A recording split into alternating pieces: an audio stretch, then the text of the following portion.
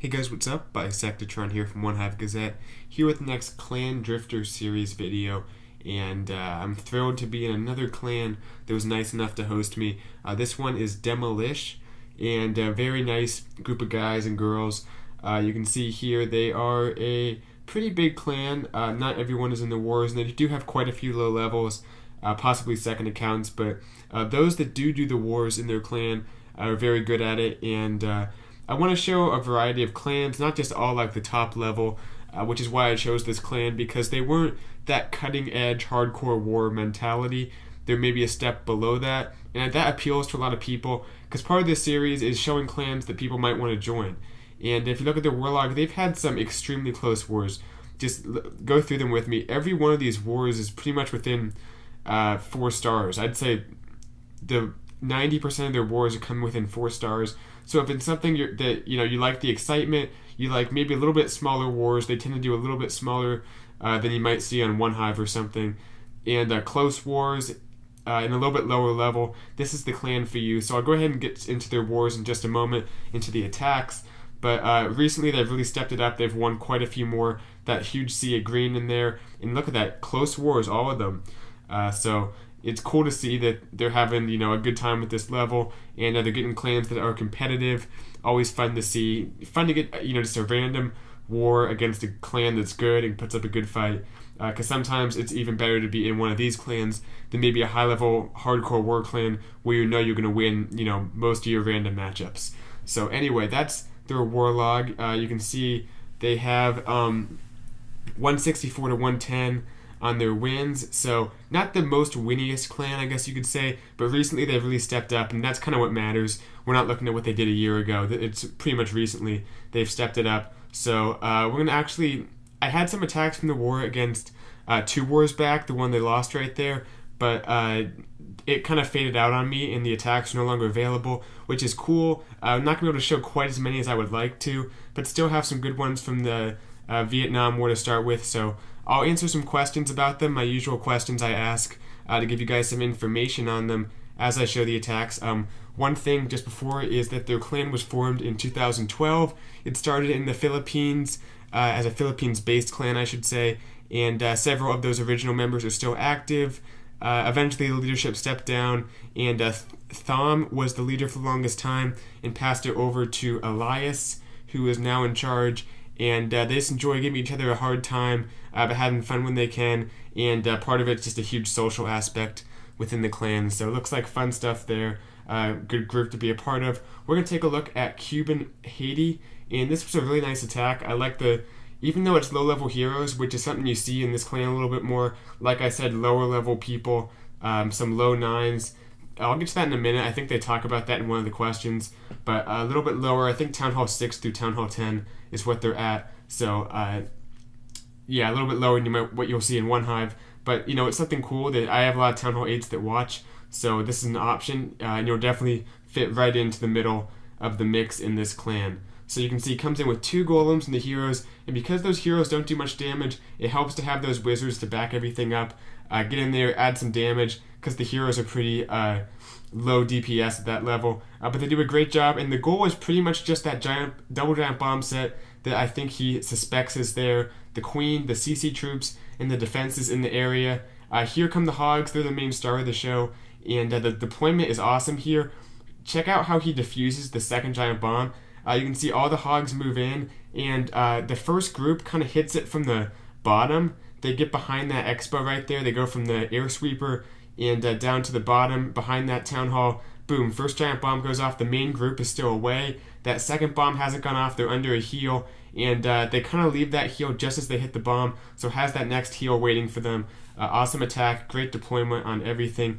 Gets the 3-star. We'll take a look at another of his attacks in a bit. I think actually the next attack, because he had 2 great ones this war, both kind of these shattered hog attacks. So anyway, we'll fast forward. Awesome attack to Cuban Haiti as we go to a next question, which is when did they start doing the 3-star attacks? And they had a rough transition when many of their members moved from 8 to 9, but YouTube has definitely helped them. Channels like the OneHive channels, Clash with Ash, have been great influences, and the leaders are kind of setting good examples by friendly encouragement, and like I said, setting a good example and having the members follow. How often do they war? They do 3 back-to-back wars and take 1 day off during the week. So it seems like a pretty healthy schedule there. In a solid dose of wars, 3 a week, which is always good. Then that 1 day to reset. So anyway, one more by Cube and Haiti. Not the best bases to choose from. I wanted to show some anti-3-ish bases. This one's kind of an anti-2, but at least I think it has the double jump bomb sets. So a little bit unfortunate as to the time I came, but even these wars are close. So at this low level, every attack really does matter. That's what I love about it when I used to war in my subscriber clan, is how much every attack matters. So in a OneHive war, your attack's kind of one spec. Obviously it's intense, it's fun to do, and it contributes to your clan, but it doesn't have quite as big of an impact as it does in maybe a smaller clan with less high-level people, where you have a huge range of 6s all the way up to like 10s. So that really makes each attack suspenseful. You don't know what type of base you're going to go against, and you might have to go up a town hall level, just crazy stuff. It's always fun, and I remember that's one of the reasons I love doing wars in my subscriber clan. So anyway, he's coming in with a similar attack, gets in there, triggers that first double jump bomb set. The hogs making their way through. Nice deployment. I like how he keeps them kind of bunched up. You don't want to spread them too thin, especially with that king and the skeletons that are beating on them. You want to keep them somewhat thick, but spread them out enough that they don't hit that double giant bomb set. And I think that's where it ended up being by that town hall. Awesome. They avoided it because he left that defense up for them to hop over to before they hopped back into that one little compartment right there. So does a great job with the deployment. Another awesome attack to Cube and Haiti, getting the 3-star again for us. Awesome stuff there. Let's take a look at a few more questions I asked, which is how big are the wars? And typically they're 20 to 25. Members are encouraged to war, but it's not mandatory, as they might have stuff to do and sit out a few wars. They don't do arranged wars. It's difficult with having some 0.5s, and also just being a Town Hall 6 to Town Hall 10 clan with that lower weight isn't something you typically see as much. And we'll go ahead and do one more question, which is what are the requirements for a player looking to join the clan? And as we go into this dragon attack done by Randy2, nice little dragon attack for you guys here at Town Hall 8. But the requirements are good troop levels and good war stars in comparison to their Town Hall level. They also evaluate people for being team oriented and people who are good team players. They regularly have people drop down to 3-star lower level bases just for the benefit of the clan, which is the best strategy for war.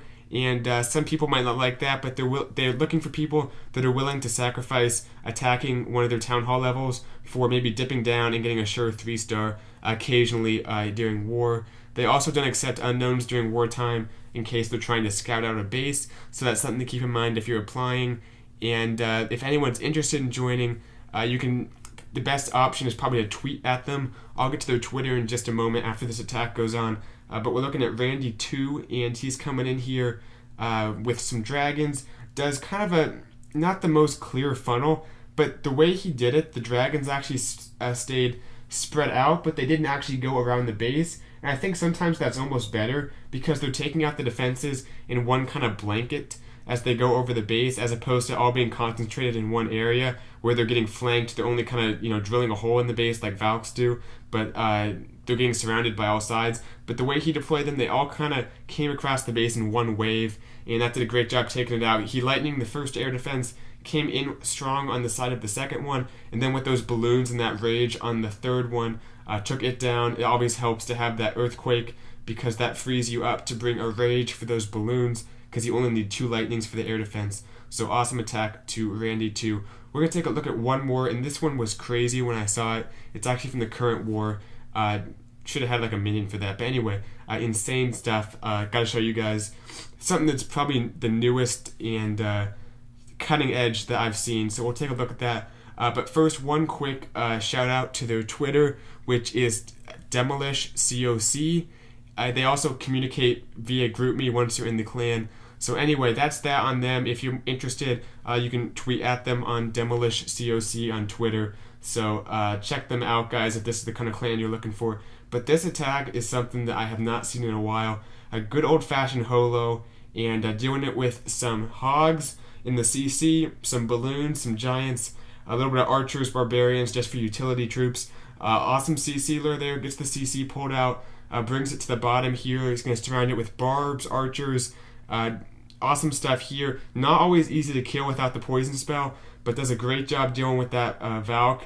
Gets her taken out, and from here he's free to move in with the balloons. And I think it was interesting, he decided to go ahead and deploy the balloons first here, as opposed to dropping the hogs first. A few goblins to tank. That's a great idea, guys. If you can use those goblins to tank for those archer towers, it works out real nicely. Here come these balloons that giants are distracting for that archer tower. Even better, and then look at that one finger drop on the hogs. Send them on in. I like the one finger drop as opposed to kind of a surgical on this base. I think the defenses are kind of clumped up, so gotta keep those hogs together, keep it concentrated, and has plenty of troops for cleanup here, plenty of time to get the job done. Awesome attack, crush this base. You can see how many troops he still has left up. Awesome stuff, awesome attack to Mr. Joker Man.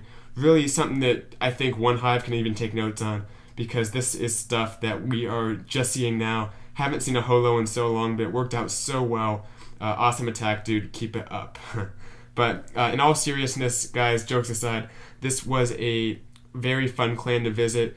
Demolish, I really recommend them because a lot of times people don't want to be in the OneHive clans. They're not quite able to be in the OneHive clans. This is a good place to be if you're not quite looking for that hardcore war mentality. You're looking for a little bit more laid back, but still some close wars where you're definitely going to be a valued member of the team because there's less people in war. Every attack matters. You might even be one of the people at the high level, if you're a Town Hall 9, Town Hall 10, who's really, getting the attacks that matter the most in.